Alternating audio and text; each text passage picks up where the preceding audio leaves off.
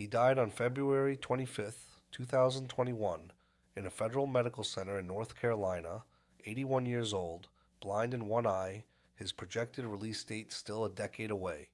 The last legitimate job on his official record was pushing a garbage truck through the streets of New York City, and for years after the injury that ended that career, he had collected a sanitation worker's disability pension while pursuing a parallel occupation the federal government would eventually document across two separate indictments and a combined sentence long enough to guarantee he would never leave custody alive. He was, at the time of his arrest in 2002, the boss of the Gambino crime family, the most famous criminal organization in American history. He had inherited the position from his brother, who had seized it from the man his brother had murdered, and by the time the title reached him, the organization it described had already been hollowed out by the very fame that made it famous. Half of its main members were behind bars. The four other New York families had sent no representatives to its most recent boss's funeral, a public repudiation so deliberate it required no explanation for anyone who understood the world in which it occurred. The men who served under him called him the dumbest Don. The recordings the Federal Bureau of Investigation made of his brother's private conversations included, among the evidence assembled to support a life sentence, his brother's assessment that Peter was a moron who should be kept away from anything that mattered. His name was Peter Gotti. He was the older brother of John Gotti, the Dapper Don, the Teflon Don, the man who waved at news cameras and appeared on the cover of Time magazine with a portrait painted by Andy Warhol, and became the most celebrated organized crime figure of the 20th century. The story of how a retired sanitation worker who was privately dismissed by his own family ended up as the last boss of their dynasty is the story of what the Gotti era actually produced and what it left behind when it finally ran out of road. Drop where you are watching from in the comments below. It is genuinely one of the best parts of doing this, hearing from people across the world who find their way to these stories. If you are new here and want more history like this delivered directly to you, subscribe now. Back to Peter Gotti, the disability pension, and the organization that made him, by process of elimination, its final boss. Peter Arthur Gotti, born in the Bronx in 1939 and known to the men around him as One Eye, became the boss of the Gambino crime family not through strategy or ambition or any particular demonstration of organizational capacity. He became it because his brother went to prison, and then his nephew went to prison, and then there was no one left, and the position passed to the man the family had never designed for it. The Gambino crime family at its peak had been the most powerful criminal organization in the United States. When John Gotti took over the family in December of 1985, following the murder of Paul Castellano outside Sparks Steakhouse in Midtown Manhattan, the organization controlled 23 active crews operating across New York City, New Jersey, Long Island, South Florida, and Connecticut. The family's annual income was estimated by cooperating witnesses, including Gotti's own underboss, Salvatore Sammy the Bull Gravano, at $500 million. John's personal income during his years as boss was estimated by the same source at somewhere between $10 million and $12 million annually. By the time Peter formally assumed the title of boss in 2001, roughly half of the family's main members were in prison. The crews that remained operated under sustained federal scrutiny.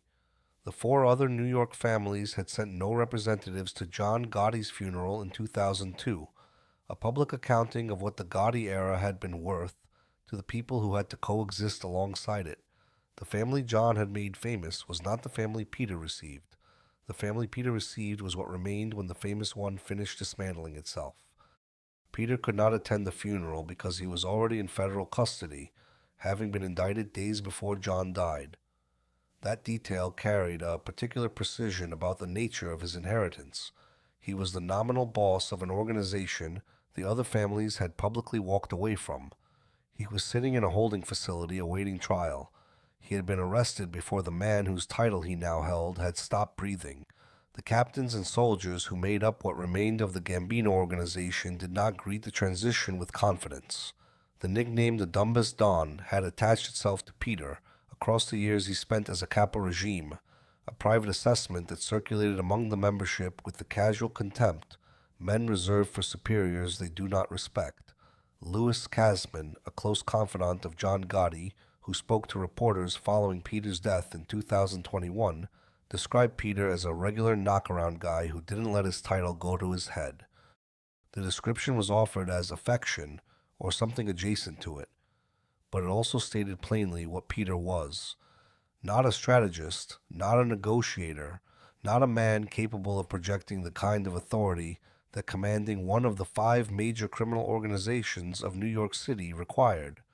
What Peter Gotti actually was, by the documented record, was a man who had spent 28 years as a Gambino associate before his brother finally inducted him as a made member, who had then served a decade as a captain whose primary function was collecting tribute payments and delivering them to his brother's social club every Sunday morning, and who had been described in FBI wiretap recordings reviewed by federal prosecutors as a moron, whose involvement in the family's real decisions should be kept minimal.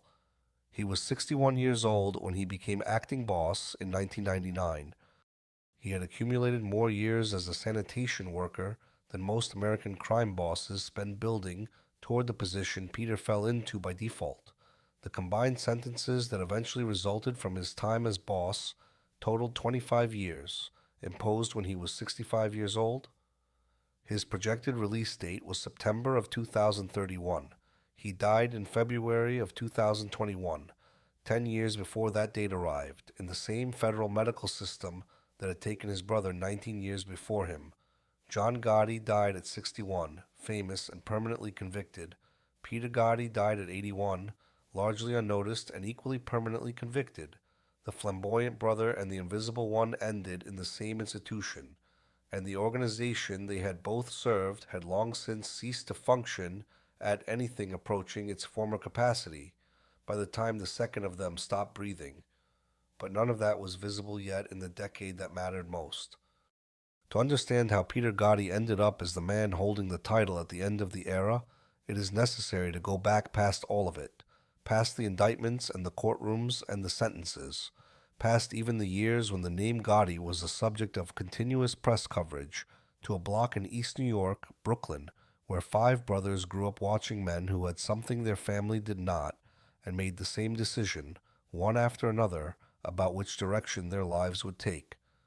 The Gotti family arrived in East New York, Brooklyn, around 1953, when John was 12 years old and Peter was 14, already old enough to understand what the neighborhood was showing them.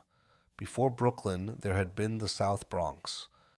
John Joseph Gotti Sr. and his wife Philomena, known to everyone around her as Fanny, had raised their children in the Bronx through the 1940s and into the early 1950s under conditions that left a mark on everyone who grew up inside them. 13 children were born to the couple, 2 died at birth and 11 survived. John Sr. worked as a day laborer when he worked at all, which by John Jr.'s later account was infrequently and without dedication. The family lived in genuine poverty. The specific address changed with each move that poverty required, but the conditions traveled with them, and the accumulated effect of those years produced in the people who lived through them an orientation toward whatever stability looked like from the outside of it. The relocation to East New York brought the family to a neighborhood organized around the street-level operations of what would become the Gambino crime family. The criminal infrastructure of East New York was not invisible. It was the neighborhood's most legible alternative to the poverty that John Sr.'s work history represented. The men on the corners with the money and the cars and the deference from everyone around them were not abstractions. They were the neighbors, present and observable on the same blocks where the Gotti boys came of age. For a boy who had watched his father fail consistently to provide for a household of 11 surviving children, the contrast was instructive.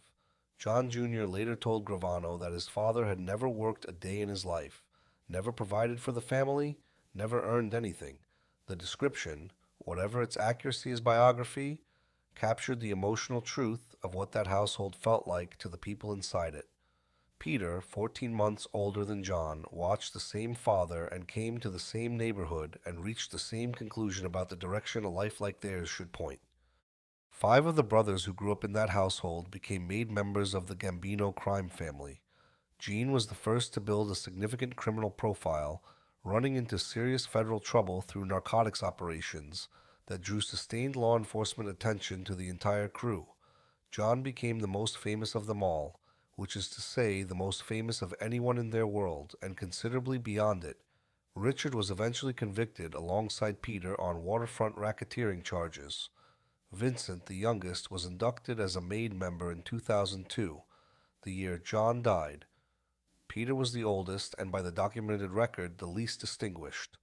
The gang that gave the brothers their early criminal education was known as the Fulton Rockaway Boys, a street crew that ran errands for local wise guys and provided the kind of apprentice-level support that organized crime has always required from young men who want to establish themselves. Peter, John, and Richard ran with this crew before any of them were old enough to be given genuine criminal responsibility. They carried messages, ran lookouts, and demonstrated reliability by showing up when they were supposed to and doing what they were told when they arrived. Peter's particular path through those years is not documented with the specificity available for his brother John, whose accumulating arrest record and widening associations gave law enforcement reason to track him individually from an early age. What the available documentation establishes is that by 1960, when Peter was 21 years old and John was 19, both brothers had made the transition from neighborhood errand runners to formal associates of the Gambino family. Peter married Catherine that year. They had 2 children, a son named Peter Jr. and a daughter named Linda. The family settled in the borough they had grown up in, and Peter maintained the double existence that the neighborhood's culture made standard: the legitimate employment, the criminal association, the loyalty to both worlds running alongside each other in the same life. He was not remarkable within the organization.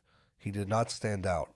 He showed up when required and delivered what was expected, and returned home to the family he was building, and nothing in the pattern he established across those years suggested it would ever produce anything beyond itself.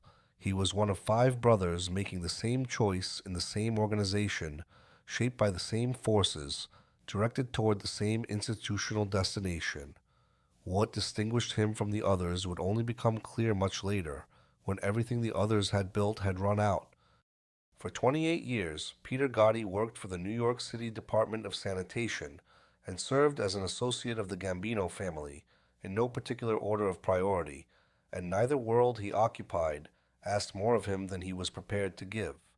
The sanitation job was not cover in the strategic sense that organized crime figures sometimes employ legitimate employment as a documented source of income that explains a lifestyle law enforcement would otherwise scrutinize for evidence of illegal earnings.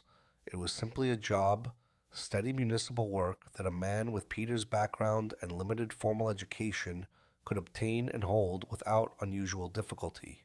He drove garbage trucks through the city's neighborhoods, arrived on schedule, completed the routes, and returned home. The day ended and the next one began, and the 2 tracks of his life, the municipal one and the criminal one, ran alongside each other without disrupting each other in any recorded way. In 1979, the arrangement changed. Peter fell from a dump truck and struck his head. The injury was serious enough to end his career with the sanitation department, and he retired on a disability pension that continued to be paid long after the injury had ceased to limit the physical activities his parallel occupation required. From that point, the pension arrived while Peter redirected his time and energy entirely toward the organization. The legitimate income and the criminal income coexisted in the same household, which is the kind of detail federal prosecutors find useful when assembling a picture of a defendant's dual life, and which eventually appeared in the documented record compiled against him. What the organization required of him across those 28 years as an associate is established in outline rather than in detail. What is established is that Peter showed up consistently, that he was regarded as reliable, and that the men around him trusted him with the task he was given because he performed those tasks without incident. These were not small qualities in an institution where reliability and discretion were the primary professional requirements.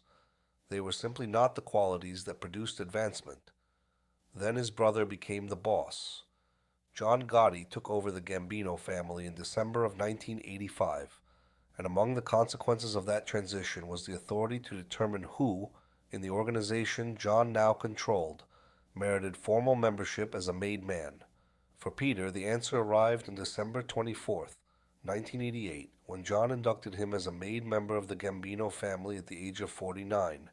The age matters precisely. Made membership in the American Mafia is typically extended to men in their late 20s or early 30s, after demonstrated criminal service has established their value to the organization. Induction at 49, in the context of an associate career that had begun 28 years earlier, is not a recognition of achievement delayed by circumstance. It is the documentary record of how long the man with the authority to grant the recognition believed it was not warranted. Peter had been in the organization since 1960. John had become boss in 1985. He could have made Peter a member in 1986 or 1987 or any of the years that followed. He waited until December of 1988. The ceremony that night carried a particular quality that underscored the dynamic it represented. John Jr. was also inducted as a made member the same evening. According to cooperating witness Michael Mikey, Scars de Leonardo, who was himself initiated the same night, Sammy Gravano conducted the ceremony to prevent John from presiding over the induction of his own son, which would have invited accusations of nepotism. The night that made Peter Gotti a full member of the Gambino family was also the night designed to obscure the fact that the boss's son was receiving preferential treatment, and Peter's induction was part of the arrangement that made the optics manageable. By 1989, John promoted Peter to capo regime and gave him specific assignments that reflected John's assessment of what Peter was useful for. John designated Peter as caretaker of the Bergen Hunt and Fish Club in Ozone Park, Queens, the social club that served as John's operational headquarters. He assigned Peter as a driver for himself and for Jean. These are the roles given to men who are trusted not to steal and not to complain and not to accumulate power. They are not the roles given to men whose future in the organization is expected to look different from their present. What Peter did with the captain's title was what he had always done. Every Sunday morning, before John's legal troubles made the arrangement impractical, Peter gathered the weekly tribute payments from captains across Brooklyn, Queens, the Bronx, and Lower Manhattan, and delivered them to John at the Bergen Hunt and Fish Club. The organization trusted him with its money, which was a genuine and not trivial form of trust, and it asked him for nothing else. He was 49 when he was made, and 50 when he became a captain, and the organization had never once suggested that anything in his future would look different from what had come before. At exactly the period when Peter Gotti was managing the Bergen Hunt and Fish Club and learning which captains paid reliably and which ones required a follow-up, his younger brother was becoming the most famous criminal in America, and the two activities were operating in direct tension with each other in ways that neither of the brothers fully recognized at the time. John Gotti's organizational philosophy was the inversion of everything organized crime's traditional operational code required. Where earlier bosses had treated invisibility as a professional obligation, something the institution demanded and individual survival enforced, John embraced visibility as a personal expression and a source of power. He appeared in tailored suits at court proceedings and waved at the cameras that tracked him across the sidewalk. He held 4th of July block parties in his Howard Beach neighborhood that local press covered as civic events, rather than as the boss's annual public relations exercise. He left substantial tips at Manhattan restaurants and greeted admirers at nearby tables, as though he were the kind of man who could afford to be recognized everywhere he went. 3 high-profile federal prosecutions between 1984 and 1990 ended in acquittals, producing the nickname the Teflon Don, the suggestion that charges could not adhere to him regardless of their weight. He defeated the racketeering case brought by prosecutor Diane Giacalone in 1986, becoming the first defendant to beat a federal RICO indictment at trial. He defeated an assault charge when the victim, refrigerator repairman Romuald Piecyk, reconsidered what he remembered when the time came to testify. The New York Post headline on that outcome was, "I Forgotti," which is the kind of coverage a man receives when the press has decided he belongs to them as entertainment rather than to the justice system as a subject. The FBI understood what it was looking at. The organization's investigators spent years building a surveillance framework designed specifically to penetrate the layers of attention John's celebrity had created. The Bureau placed listening devices in the Bergen Hunt and Fish Club in Ozone Park, which produced evidence about gambling operations but nothing sufficient for the comprehensive racketeering case the government needed. John, by most accounts, understood that his regular haunts were wired and conducted himself accordingly in the places he knew were being monitored. The surveillance moved to the Ravenite Social Club at 247 Mulberry Street in Little Italy, where John held his weekly meetings with the family's captains in full view of FBI photographers stationed across the street. Agents documented every arrival and departure, building a record of who was meeting with John and how often, and gradually constructing the organizational map that formal membership records and informant reports had never been able to produce with the same completeness. The federal investigation assembled cooperating witnesses alongside its technical surveillance, building the case from multiple directions simultaneously. What the investigators needed, beyond photographs and association evidence, was the kind of direct testimony that a senior member of the organization could provide about specific crimes and decisions. The testimony they needed was sitting in the organization's underboss position, and the path to obtaining it ran through recordings John Gotti had made of himself in a location he believed was beyond any surveillance apparatus the government could reach. John Gotti was convicted on April 2, 1992. He received a life sentence without possibility of parole on June 23rd of that year. He was 51 years old. The Roman Catholic Diocese of Brooklyn announced the family would not be permitted a requiem mass. A memorial service after burial was the maximum available. John refused to accept the life sentence as a transfer of authority. He had been boss since 1985, and he intended to remain boss until he died or chose to retire, and he built the relay system that would transmit his decisions outward from a federal facility in Marion, Illinois. Two people anchored that system: his son John Jr., who would manage the family's operational decisions in New York, and his brother Peter, who would support that management through the functions he had always performed. It was, when examined with the knowledge of everything that followed, the last significant organizational decision John Gotti made about the structure of the family he was leaving behind, and it contained within it, compressed and invisible at the time, the entire sequence of events that would end with Peter Gotti dying in a federal medical center in North Carolina at the age of 81. Before John Gotti went to prison, Peter Gotti had one primary function within the Gambino family's operational machinery. He collected the money. The role of bagman within organized crime is one of the most essential positions the structure produces, and one of the least glamorous. It requires reliability above all else. The man who carries tribute from the captains to the boss must be trusted not to skim, not to arrive late, not to allow personal grievances to interrupt the flow of cash that sustains the organization's hierarchy. He must be known by the men who hand him their payments as someone who will deliver accurately and without incident.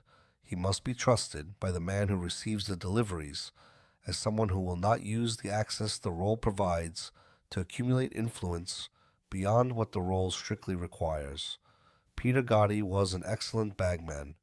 Every Sunday morning before John's arrests made the arrangement impractical, Peter traveled the routes across Brooklyn, Queens, the Bronx, and Lower Manhattan, gathering the weekly tribute payments from the captains whose crews were generating income across those territories, and he drove the money to the Bergen Hunt and Fish Club in Ozone Park and handed it to John. He was, by the cooperating witness testimony and federal prosecutorial documentation that eventually detailed this arrangement, reliable and thorough and entirely trustworthy in the execution of a function that asked nothing of him beyond those specific qualities. What the role revealed about his standing in the organization was specific in its implications. The men who built criminal enterprises did not spend their careers as delivery drivers for those enterprises. The men being positioned for leadership were brought into rooms where decisions were made and asked to demonstrate judgment about those decisions. Peter was kept outside those rooms. The FBI recordings that captured John's private assessments of the men around him included his description of Peter as a moron, a word employed in the context of explicit discussions about what Peter should and should not be permitted to know about the family's most consequential activities. John told the people he confided in to keep Peter's involvement limited to the functions he was already performing. Cooperating witness Michael Mikey Scars, DeLeonardo, who was initiated into the Gambino family the same night as Peter in December of 1988, later told federal investigators that Peter had been a competent capo regime in the operational sense the role he was assigned required. He collected, he delivered, he showed up when expected. DeLeonardo did not describe Peter as a man who exercised strategic judgment or commanded genuine respect among his fellow captains, beyond the minimum required to perform his weekly function. No cooperating witness placed Peter in the rooms where the family's significant decisions were made because Peter was not in those rooms. The captains who handed Peter their tribute payments on Sunday mornings understood what he was and what he was not. The contempt that would later produce the nickname the Dumbest Don was already present and already circulating in the years when he was simply a captain. It was the organization's private assessment of a man occupying a position on its chart without possessing the qualities that position was supposed to imply.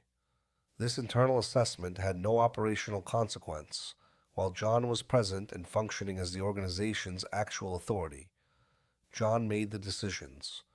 Peter carried the money. The arrangement was stable because it was clear. Everyone who needed to know understood where the authority resided, and Peter's presence in the structure was functional rather than consequential. What changed the arrangement, permanently and entirely, was the life sentence. The relay system John built in response to his imprisonment divided responsibility between two people.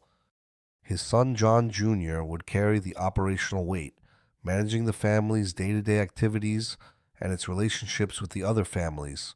Peter would support that structure, as he had always supported the structures around him, by performing the functions the relay required. The designation made Peter visible in a new way. His name appeared in federal filings as a member of the transmission chain through which the imprisoned boss communicated with his organization. The law enforcement attention that had previously focused almost entirely on John now had specific reason to track Peter as well. That peripheral visibility was, across the years that followed, going to become something considerably more central. Not because Peter sought it, not because any decision he made moved him deliberately toward exposure, but because the men positioned ahead of him in the organizational structure were, one after another, about to be removed from it, and the camera would find, when the others were gone, the man who had spent his entire career at the edges of the frame. The recordings that eventually ended John Gotti's career outside a federal cell were made in an apartment on the upper floors of a building at 247 Mulberry Street in Little Italy, beginning the week the listening device was planted there over Thanksgiving weekend of 1989, while the woman who lived in the apartment was on vacation in Florida. Her name was Nettie Sorelli. She was the widow of a Gambino family soldier. Her apartment had previously served Agnello Della Croce, the family's late underboss, as a location for private meetings, a space removed from the social club below and from the surveillance apparatus that the FBI's understanding of John Gotti's habits had directed at the Ravenite and its surroundings. John had taken over the apartment for the same purpose after Della Croce's death in December of 1985, conducting conversations there that he believed the government had no way of monitoring. He was wrong about that judgment, and the specific nature of his error became apparent when federal investigators reviewed what the device had captured. The recordings were described by the investigators who processed them as crystal clear. They captured John acknowledging his direct role in ordering the murders of Robert DiBernardo and Liborio Milito, two family members killed under his instruction. They captured John announcing his intention to kill soldier Louis De Bono for mismanaging a construction business the two men shared with Gravano. De Bono was killed on October 4, 1990, after FBI agents monitoring the conversations misidentified the name and failed to alert him in time. The recordings also captured something more immediately consequential for the organization's internal stability: John complaining at length about Gravano's business activities, expressing concern that Gravano was accumulating construction companies as a financial platform that might eventually support a challenge to John's authority. Gravano heard those recordings in the pretrial proceedings that followed the December 11th, 1990 arrest, when 15 FBI agents arrived at the Ravenite, and John, maintaining the composure that had served him through 3 previous acquittals, told them he was not leaving until he finished his coffee. In the hearings that followed, Gravano heard his own boss discussing him as a potential threat and using language about him that, if introduced at trial, would undermine whatever credibility Gravano might otherwise have possessed. He also understood that the same recordings contained evidence sufficient to convict them both. He agreed to cooperate with the government in October of 1991. Gravano had been the underboss of the Gambino family, a man who had participated in 19 murders and who stood at the summit of the institutional structure John had built. His decision to testify for the prosecution against his boss was described by prosecutors and by organized crime investigators as one of the most consequential acts of cooperation in the history of the American criminal justice system's engagement with the Mafia. The man who had been closest to John Gotti, who had sat beside him as they drove past Sparks' Steakhouse to confirm Castellano was dead, had decided that the evidence was sufficient, the risk was total, and loyalty had a limit. His testimony covered murders, organizational decisions, and the specific conversations John had conducted in Gravano's presence over the years they had operated together. It produced a conviction on April 2nd, 1992. The life sentence without possibility of parole followed on June 23rd. John refused to accept the sentence as anything more than a change of location. He was boss. He would remain boss. The relay would carry his decisions outward, and the organization would continue, because he instructed it to continue, and any other interpretation of his situation was one he was not prepared to entertain. By the close of the 1990s, the limits of that position were becoming impossible to ignore. The relay John had built was straining under 7 years of use, and the primary carrier of that relay, his son, was discovering that the federal machinery his father had assumed would keep missing him had, finally, developed an effective grip. John Angelo Gotti, known as Jr., was 28 years old when his father's life sentence put him in the acting boss position in 1992, and the gap between what the role required and what he brought to it made itself apparent almost from the beginning. The problems were structural before they were personal. Junior was attempting to run the Gambino family in the immediate aftermath of the most significant act of cooperation in organized crime history, with the federal attention built specifically around his father, now redirected toward whatever organizational structure the family could sustain in John's absence. The Genovese family, the most powerful of the 5 New York organizations, refused to deal with Junior at all. This was not a subtle signal. It was a direct statement that the men running the most powerful family in the city did not regard the Gambino acting boss as a credible interlocutor. The Gambinos lost interfamily disputes during Junior's tenure not through bad luck, but because the people on the other side did not feel obligated to extend normal courtesies to a boss whose authority they had decided not to recognize. Junior attempted to adapt his operational approach to the post-Ravenite environment. He shifted away from fixed location meetings toward conversations conducted on foot with trusted captains, what the organization called walk talks, where the moving location made electronic monitoring more difficult. He tried to project the image of a legitimate businessman, but several of his own captains did not hold him in high regard, and the Genovese family's refusal to deal with him was a form of organizational review that everyone in the world he was navigating could read clearly. In 1997, federal agents searching a property Junior owned found $348,700 in cash, 2 handguns, and a typed list containing the full names of every made member in the Gambino organization. They also found a record of the guests at Junior's wedding, with each gift amount notated totaling more than $350,000, and a list of men inducted into other families in 1991 and 1992. The long-standing protocol requires such induction records to be destroyed virtually immediately after the ceremony they document. Jr. had preserved his. The discovery of those documents outraged John in his federal cell. Jr. had assembled a complete written record of the Gambino organization's membership and stored it in a location accessible to federal agents. The tabloid press attached the nickname Dumb Fella to Jr. with the reflexive speed that characterized the New York Tab's relationship to the Gotti family, and the nickname, like the dumbest Don applied to Peter, captured something the people inside the organization already understood. By 1998, Jr. was the named target of a racketeering indictment that included extortion of the owners of the Manhattan strip club, known as Scores.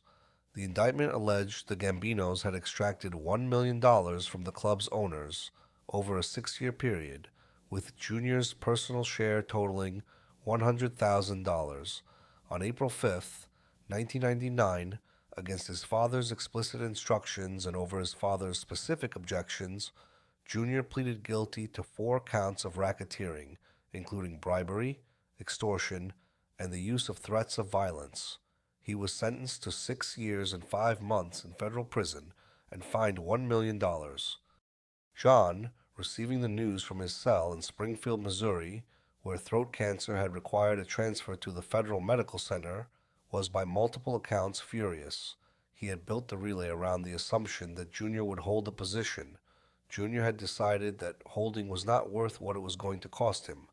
Federal prosecutors announced publicly that following Jr.'s conviction and imprisonment, his uncle Peter had become head of the Gambino organization. What that announcement described was less a transition of authority than the resolution of an absence. John had been boss. Jr. had been acting boss. Both were now in federal custody. The position that remained, cleared of everyone ahead of it in the organizational structure, fell to the most senior Gotti family member still operating in the city. Peter Gotti, who had spent a decade collecting tribute payments every Sunday morning and managing the social club his brother had used as a headquarters, was now the acting boss of the Gambino crime family. The captains who served under him were, by multiple documented accounts, already expressing among themselves what they thought of that outcome. What they thought of it was not flattering, but no one with the authority to produce a different outcome was in a position to exercise it. What Peter Gotti did with the authority that had arrived at him by elimination was, by the documented record, essentially what he had always done. He maintained the collections, enforced the arrangements already in place, and worked to sustain the operational continuity of a machine that was more extensively damaged than the men who remained inside it were prepared to formally acknowledge. The criminal activities that continued under his watch were not new enterprises. They were extensions of operations that had been running for years, embedded in the institutional structures of the city's labor unions and construction trades in ways that made them, in the short term, capable of sustaining themselves without strategic redirection from above. The family maintained its traditional hold over the Brooklyn and Staten Island waterfronts through the International Longshoremen's Association. Construction rackets that had operated under John continued operating under Peter. Court testimony from Gambino soldier Joseph Little Joey Corazzo described construction extortion schemes that generated tens of millions of dollars annually through demands for labor peace payments, access to non-union workers, and the placement of no-show jobs for family members and associates. In one narrow respect, the dumbest Don was doing something the Dapper Don had consistently failed to manage. Peter did not present himself publicly. He did not hold court in visible locations. He did not appear at social events where photographers from law enforcement or the tabloid press could document his associations.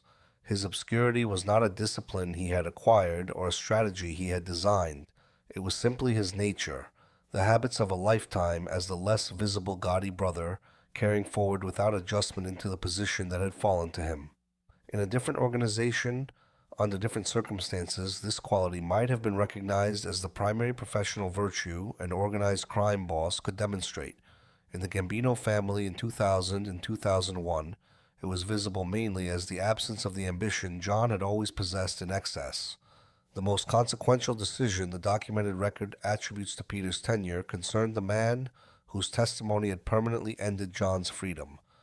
Sammy Gravano had left the Witness Protection Program around 1997, arranged for a book to be written about his life in the Gambino family, gave press interviews that included the announcement that if anyone sent a team for him, he would kill them, and relocated to Arizona, where he was living openly.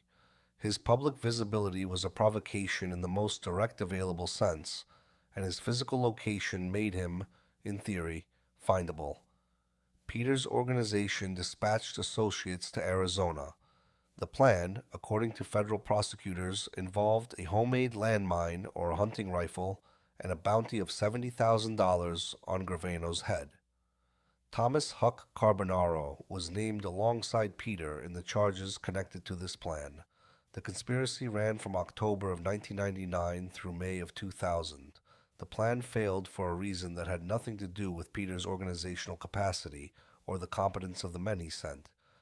In February of 2000, Arizona authorities arrested Gravano on charges related to an ecstasy distribution ring he had been operating in the state where he had taken up his new life. The federal arrest removed him from the position of accessible civilian target before Peter's associates could reach him. The man whose testimony had put John Gotti away was saved from assassination not by vigilance or security precautions, but by his own criminal enterprise in a different jurisdiction. Peter also approved in 1998 the killing of a Gambino associate named Frank Heidel, suspected of having cooperated with law enforcement. The killing was the standard application of the organization's internal enforcement mechanism to men it determined had violated its fundamental prohibition. By May of 2001, Peter's standing had been formalized to the degree such formalization was still possible. At a meeting of representatives of the five families held at the Casa Blanca restaurant in Queens, he was recognized as the acting boss of the Gambino family. This recognition is documented through the subsequent testimony of Anthony Rotondo, a captain in the De Cavalcante crime family, who became a government witness and described the meeting to federal investigators.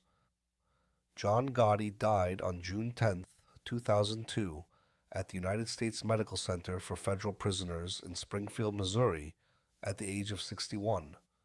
Throat cancer diagnosed in 1998 had progressed through the 4 remaining years of his life in custody. The funeral that followed was the one no other family attended, and Peter, who was by then in federal custody on a racketeering indictment filed days before John's death, could not be there. The man who could not attend his famous brother's funeral was now, in the formal records of the organization, its boss, and the other 4 families' absence from that funeral was a statement about what the Gotti era had cost the broader criminal landscape that Peter Gotti inherited along with the title. The 68-count indictment federal prosecutors filed against Peter Gotti and 16 other members and associates of the Gambino family in June of 2002 was rooted in decades of documented criminal activity on the waterfronts of Brooklyn and Staten Island, and it traced a direct line from the institutional corruption of the docks to the office of a Hollywood action film star who had built his career around cinematic invincibility and discovered in a Brooklyn meeting room in January of 2001 that the men asking him for money were not the kind his films had prepared him to handle. The waterfront arrangement between the Gambino and Genovese families had been in place since at least the late 1950s. The two organizations had divided the New York and New Jersey port system along territorial lines that both recognized and law enforcement had documented. The Gambino family controlled Brooklyn and Staten Island. The Genovese family controlled Manhattan, New Jersey, and the port of Miami. The mechanism of that control ran through the International Longshoremen's Association, the labor union that determined who worked the docks and at what terms. The family placed its associates in ILA leadership positions, directed union election outcomes through instruction and intimidation, and extracted tribute from businesses that needed ILA cooperation to operate on the piers. Anthony Sonny Ciccone had been the Gambino family's designated waterfront representative since the late 1970s.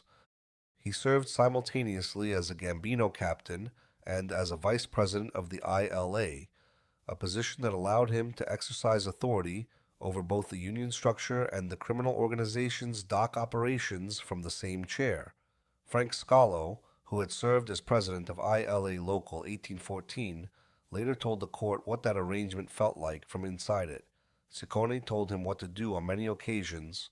Scalo feared losing his position if he contradicted Ciccone, and he kept the relationship between his union responsibilities and the Gambino captain's instructions confidential from the other members of his union. Before the July 2000 on LA National Convention held in Lake Tahoe, Ciccone gave Scalo specific guidance about which individuals to place in ILA leadership positions, and Scalo carried those instructions out. The financial reach of the waterfront operation extended beyond tribute. Ciccone, working with Gambino associate Vincent Naso and in coordination with members of the Genovese family, applied pressure to the trustees of the ILA's health plan to direct a pharmacy benefit manager contract to a company partly owned by Naso. The Gambino and Genovese families then divided a kickback of approximately $400,000 from the contract award. Tribute from the waterfront operation reached Peter through intermediaries, with Primo Casarino, the leading bagman and extortionist in Ciccone's crew, making documented cash deliveries to Peter at meetings held on streets in the Howard Beach neighborhood of Queens. Then there was the matter of the movie star. Julius Naso had produced 6 of Steven Seagal's most commercially successful films, beginning in the early 1990s, when Seagal was among the most reliably profitable action performers in Hollywood. The films Naso produced included Marked for Death and Under Siege, the 1992 picture that represented the peak of Seagal's commercial standing. Naso was connected to Ciccone's crew. The production partnership collapsed when Seagal allegedly declined to honor a $60 million commitment for 4 additional pictures, and Naso asked the organization to address the situation in the manner the organization used for disputes of this kind. In January of 2001, Casarino and other members of Ciccone's crew collected Seagal in Brooklyn and drove him to a meeting with Ciccone. During the drive, Seagal declined to sit in the front seat, a detail Casarino later described in conversations captured on federal wiretaps with the casual directness of a man recounting a logistical arrangement. At the meeting, Ciccone presented the actor with specific options: complete the 4 films under the original terms, or pay $150,000 for each film he declined to make. If neither option was acceptable, Ciccone made clear the consequences would be permanent. Seagal, who later said he had brought a handgun to the meeting, managed to avoid committing to any of the 3 options and left unharmed. He eventually paid at least $700,000. FBI wiretaps recorded members of Ciccone's crew joking about the extortion and making references to Seagal's action films, which is the kind of detail that finds its way into indictments and then into courtrooms, where no one with a sentencing recommendation pending finds it amusing. Seagal went to federal authorities. He agreed to testify for the prosecution. Julius Naso pleaded guilty to 1 count of extortion conspiracy, served 1 year in federal prison, and paid a fine of $75,000. The indictment that followed was among the more comprehensive organized crime prosecutions filed against a single sitting boss and his immediate organizational circle. 68 counts, 17 defendants, Peter Gotti named as the acting boss to whom the waterfront tribute had been flowing. Filed in June of 2002, received by Peter in federal custody, because by the time it arrived he had already been arrested and his brother had already died, and the era whose consequences the document recorded was, in every functional sense, already over. The trial that would determine the first portion of Peter Gotti's legal fate began in the federal courthouse in Brooklyn before Judge Leo Glasser, and it ran for approximately 10 weeks, and the jury that heard it was anonymous, because the sitting organized crime boss facing a racketeering trial presents a specific category of risk to named jurors, and the precaution was not one the court was prepared to forego.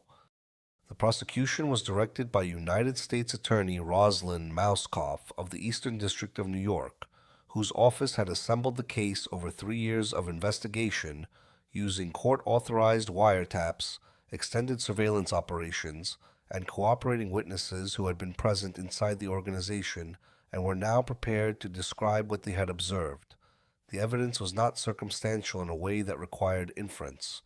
The wiretaps captured conversations about tribute payments and the organizational hierarchy through which those payments moved. The surveillance documented specific meetings. The cooperating witnesses provided contextual testimony that explained what the transcripts and photographs described. George Barone testified from the Genovese family side of the waterfront arrangement. He told the court there had been a long-standing division of the New York port system between the two families, that Brooklyn and Staten Island had belonged to the Gambino family as an organizational matter for decades, and that Ciccone's role as the Gambino waterfront representative was understood by everyone with standing in the relevant world. Frank Scalo, the former president of ILA Local 1814, testified that Ciccone had given him operational instructions about union matters consistently and that fear of professional consequences governed his compliance. His testimony documented the mechanism by which a Gambino captain exercised authority over a labor union official without ever holding a formal union position.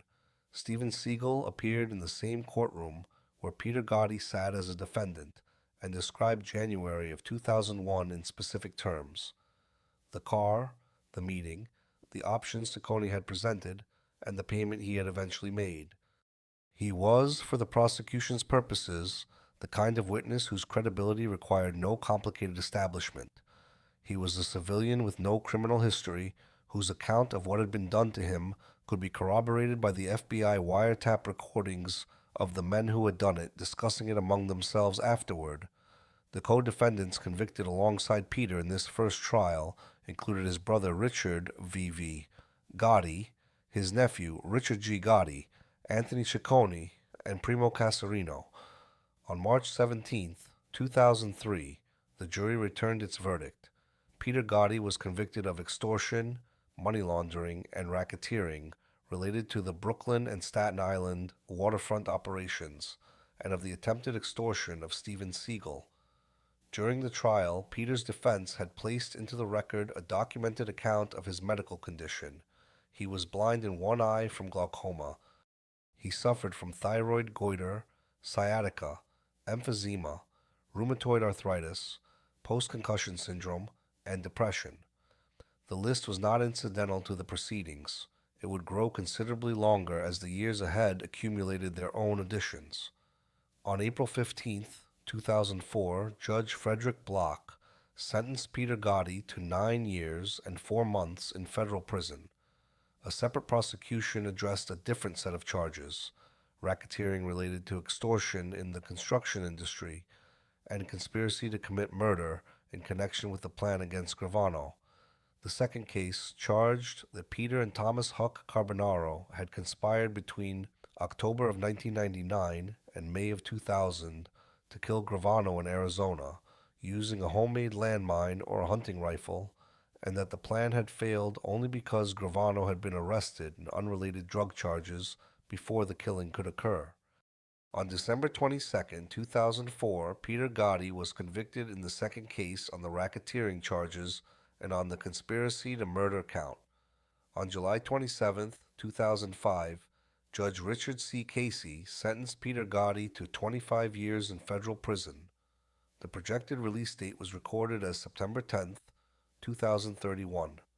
Peter Gotti was 65 years old when Judge Casey read that sentence. A 65-year-old man with the medical history Peter had already documented, serving a 25-year sentence, was not a man whose release date was a practical proposition. The sentence was a life sentence in every operational sense. The paperwork said 25 years. The medical conditions said something different, and eventually the medical conditions were the ones that turned out to be right. The two convictions together established, in the formal record of two separate federal proceedings, what Peter Gotti had been doing since 1999. The first documented his role in an operation that had been embedding the Gambino family inside the institutional structures of the New York waterfront for decades, extracting income from arrangements too deeply entrenched to dismantle by removing any single participant. The second documented his personal authorization of a murder conspiracy directed against the man whose cooperation had produced his brother's permanent imprisonment. Both convictions established him not as a passive inheritor who had failed to walk away from something he was born into, but as a man who had actively run an organization and had specifically chosen to use that organization to attempt the killing of a federal witness. Peter Gotti was transferred to the Federal Correctional Complex at Butner, North Carolina. His projected release date was entered into the official records. The date said 2031. The trajectory said otherwise. From the Federal Correctional Complex at Butner, Peter Gotti spent the first years of his imprisonment attempting to maintain the authority over the Gambino family that two federal juries had confirmed he had exercised, working through the same kind of relay mechanism his brother had once used to direct the family from Marion and then from Springfield, until the mechanism that John had sustained for 7 years proved considerably harder for Peter to sustain for any significant period at all. The loyalists he worked through were Arnold Zeke Squitieri and John Jackie Nose D'Amico, both men with long histories of association with the Gotti faction within the Gambino family, and both operating under the kinds of legal pressure that were, through the mid-2000s, beginning to produce their own prosecutorial outcomes. Squitieri was arrested in 2005. D'Amico's authority weakened as successive indictments removed the captains and soldiers whose institutional loyalty had sustained the Gotti faction's position within the family's internal politics. The shift that was occurring moved toward the family's Sicilian faction. The Gambino family had always included within its membership a significant contingent of Sicilian-born members, men who had come from Palermo and its surrounding communities, and brought with them the operational traditions of the Sicilian Cosa Nostra, along with a cultural distance from the Americanized style that had defined the Gotti era's relationship with the press and the public. These men had operated within the family's structure throughout John's tenure, maintaining their own internal hierarchies and connections to the Sicilian organization while functioning as members of the broader American family. They had never been fully absorbed into the organizational philosophy that John's celebrity had imposed on everything around it. As the Gotti loyalists were weakened by the prosecutorial pressure of the mid and late 2000s, the Sicilian faction moved steadily into the operational space they vacated. By the time D'Amico's own situation deteriorated past the point where he could sustain the family's direction, the Sicilians had taken effective control of the organization's day-to-day operations. Peter remained the official boss in the organizational chart. In practice, that designation described a position rather than a function, and the position and the function had separated completely.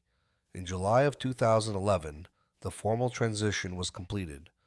Domenico Cefalù, born in Palermo, Sicily in 1947, was elevated to boss of the Gambino crime family. Cefalù had been inducted into the Gambino family by John Gotti himself in 1990 or 1991, not long before John's arrest and permanent departure from the free world. The man who replaced Peter Gotti had been made a member of the organization by Peter's brother. The circle that had begun with John's takeover in 1985 closed when a man John had personally elevated took the boss position away from the last man John had protected. Cefalù's approach was understood as the inverse of everything the Gotti era had represented: low profile, operational discipline, distance from the cameras and the tabloids, and the public performances of power that had characterized John's command. The organizational philosophy that John had discarded in favor of celebrity, and that Peter had practiced by instinct because it had always been his nature to be invisible, was now the family's governing approach under a boss who understood it as deliberate strategy rather than personal limitation. Back in Butner, Peter's medical situation continued to deteriorate. The compassionate release motion his attorney submitted to the federal court in July of 2019 cataloged more than 20 distinct medical conditions. Among them were cardiomyopathy with severe dysfunction of the mitral valve, atrial fibrillation, a growth in at least one lung that imaging suggested was likely cancerous, congestive heart failure, chronic obstructive pulmonary disease, early onset dementia, bilateral glaucoma, total blindness in his left eye, rheumatoid arthritis, and hearing loss. Federal prosecutors opposed the motion in September of 2019, arguing that his conditions, while serious, did not satisfy the legal standard for terminal illness or imminent death. A second motion was filed in December of 2019. Manhattan federal judge Colleen McMahon denied it in January of 2020. Her ruling stated that she rejected the proposition that Peter Gotti no longer posed a danger to the community, and that the danger a Gambino family boss represented was not the danger of personal violence, but the danger of commanding others to commit it. She described the organization as one of the most vicious and violent criminal enterprises in the history of New York City and declined to reduce the sentence. Peter submitted a personal letter to the court in which he said he wanted to go home and tell anyone who would listen that he had changed, that there was no benefit to unlawful activities, and that he regretted the choices he had made and the harm those choices had produced. Peter Arthur Gotti died of natural causes on February 25th, 2021, at the Federal Medical Center in Butner, North Carolina. He was 81 years old. His official release date had been entered as September 10th, 2031. He died 10 years and 7 months before it arrived. The Gotti era of the Gambino crime family ran, depending on how you count its boundaries, from December 16th, 1985, when Paul Castellano was shot dead outside a Midtown Manhattan steakhouse, to July of 2011, when Domenico Cefalù was elevated to boss and the family's Sicilian faction formally closed the chapter. 26 years. One unsanctioned murder, a celebrity arc, a life sentence, a relay through a nephew who folded, a default to a brother the organization considered a moron, 2 more convictions, and then a replacement by a man the first boss had himself made a member. That is the complete arc of the era in one sentence, and it does not reflect well on the decision-making that sustained it. What the era produced was the most recognized organized crime family in the country, and, simultaneously, the most extensively documented self-inflicted collapse of a criminal organization in American prosecutorial history. At its peak under John Gotti, the Gambino family operated 23 active crews across 5 states. By 2004, federal assessments had placed the functioning crew count at approximately 10. The prosecutorial infrastructure built around the family during the years of John's celebrity had continued targeting its successor leadership throughout the decade that followed, producing the convictions of Junior, Peter, and a substantial portion of the captains who served under both of them. All 5 of the brothers who had grown up in East New York and made the same choice about the direction their lives would take produced the same category of outcome.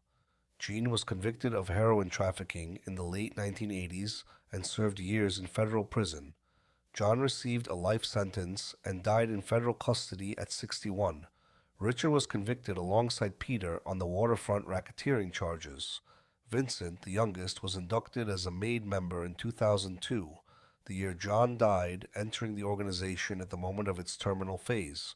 Peter received 25 years and died in federal custody at 81. 5 brothers.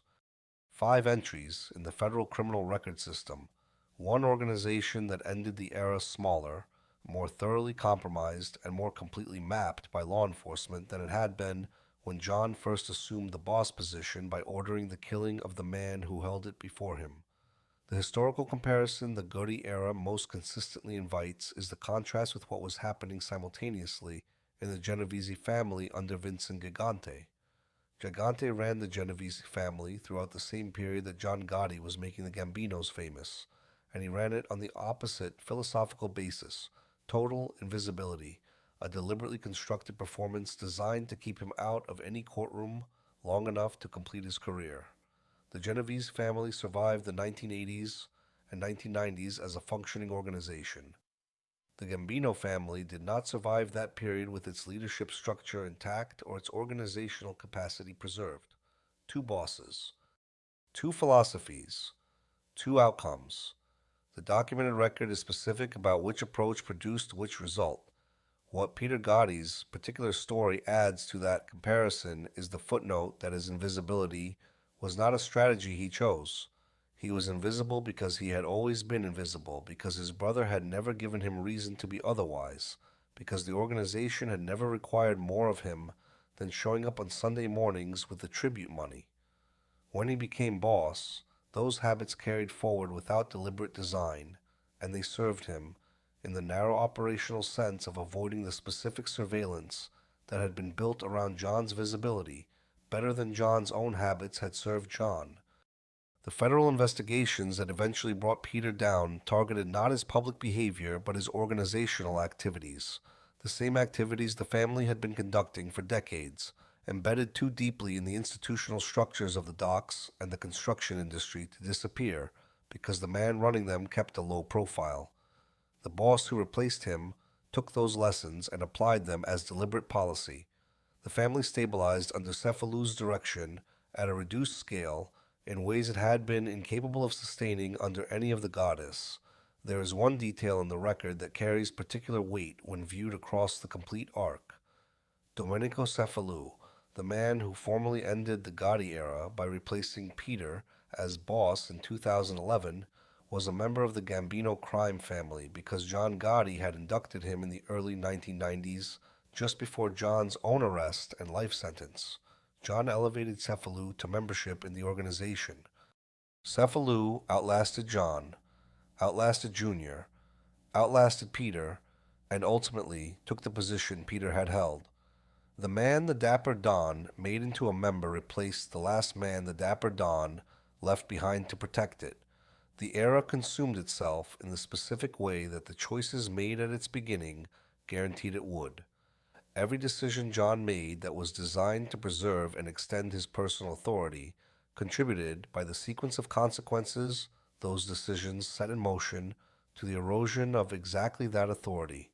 The FBI could photograph him at the Ravenite because he kept going to the Ravenite. Gravano could testify against him because John had trusted him enough to speak freely in rooms he believed were private. The family name could only be carried to its final accounting by the brothers and sons John left behind, because John had never built anything beyond his own authority that could function independently of his presence.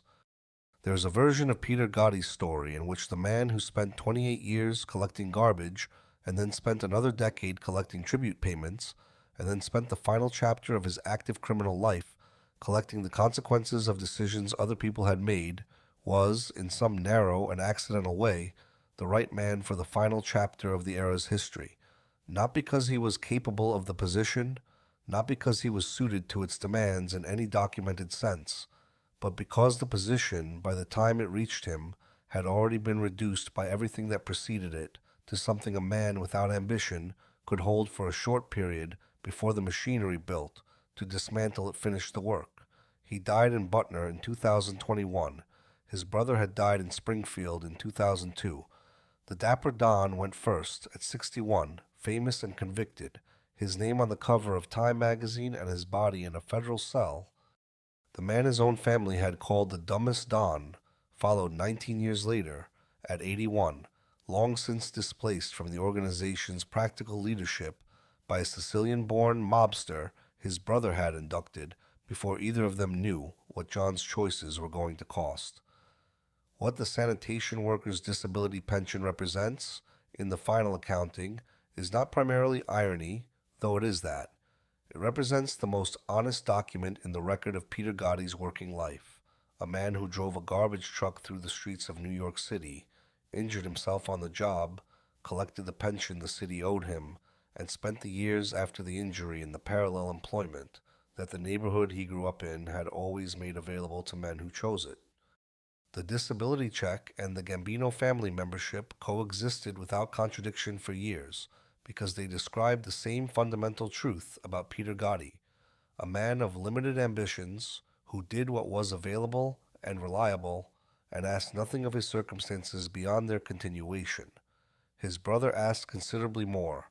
His brother wanted the cameras and the headlines and the reputation that made him the most famous figure of his kind in the 20th century.